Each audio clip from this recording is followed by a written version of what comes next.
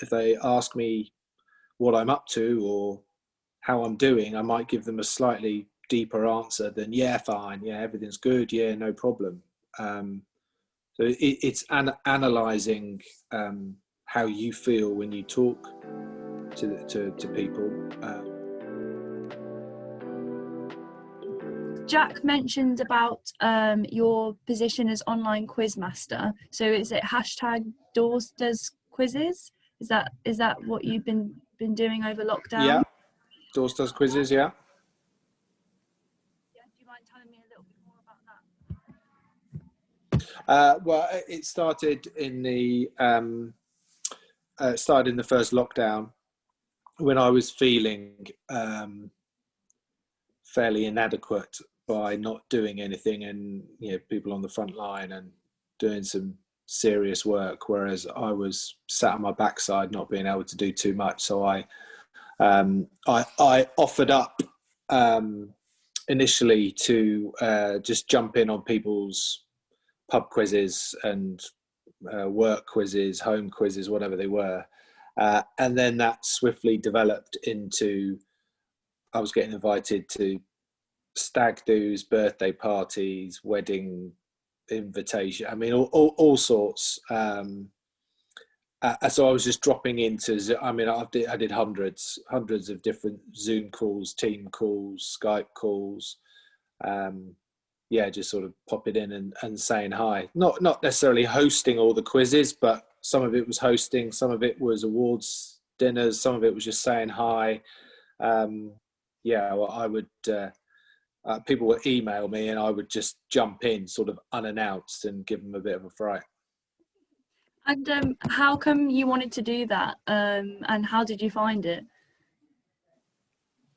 Well, I mean, I wanted to sort of do my bit to, we were all, everyone was chipping in, weren't they? I mean, everyone was sort of, we were in uncharted waters back in March, April, May, and because we were in total lockdown, I just felt, I felt that there wasn't an awful lot that I could do to reach people. So it was a way of me interacting with people that I might ordinarily just, I'd see at work, for the businesses that I work for, or even just wandering down the street, you're just not seeing anybody. So it was good for my mental state of mind to be communicating with people, but also I think people quite enjoyed the fact that they could be having their family quiz and all of a sudden Matt Dawson pops up and asks them a few questions around sport, or I might jump in their team and help them in their pub quiz. So you said you've been kind of, going through a bit of a tough time yourself personally. So how do you stay, how do you maintain a healthy mindset and, stay kind of mentally fit? I think, I mean, the list is very long, isn't it? And very complex, depends on who you are, how you deal with your own issues.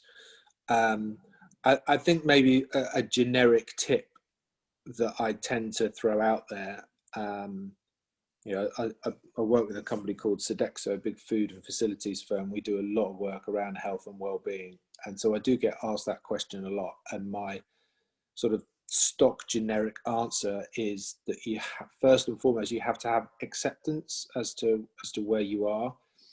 I think if you're battling your current situation and you're battling against things that you have no control over, that can escalate pretty quickly. And so early on, I sort of, I got at peace. I sort of had peace with lockdown, with divorce, with living with your two kids, with not being able to play golf, with not being able to exercise, with not being able to see my friend, all those things that we're all going through, and we've all got our issues, losing jobs, gaining jobs, furlough, all those types of really tough parts that we've been through in 2020. I think the idea of acceptance and sort of drawing a line underneath it to say, right, this is where I am. I can't change this. change this part of it. How can I affect the other part, and not let the negativity get in? Because if it's tapping on the window and threatening to get in your mind, then that's when you tend to sort of spiral a bit. So I will always work on my acceptance. So how important is it to reach out for help if you are struggling? Yeah, to communicate is an easy thing to say, and not necessarily an easy thing to do. And not only have you got to have the desire and the bravery to talk, you've got to be doing it to the right person, because that can be detrimental if you are doing it to the wrong person. So understanding the people around you and having people that you can trust, maybe testing people out a little bit with what you say and see what their reaction is like, how that makes you feel. And if it doesn't make you feel great, I wouldn't particularly carry on opening up to that person. Whereas pretty quickly, if they give you a response where it's not just agreement, but it either calms you or it makes you think, it's provocative, they're the signs to me. And by the way, I'm sort of opening up and talking to people that I've met on a Zoom call for half an hour, but during that conversation, it might make me feel that I want to talk to them about another topic. It might make me feel like, if it's a work call and I'm getting on really well with them, I might go down a slightly different line of work, or I might start, if they ask me what I'm up to or how I'm doing, I might give them a slightly deeper answer than, yeah, fine, yeah, everything's good, yeah, no problem. So it's analysing how you feel when you talk to people, and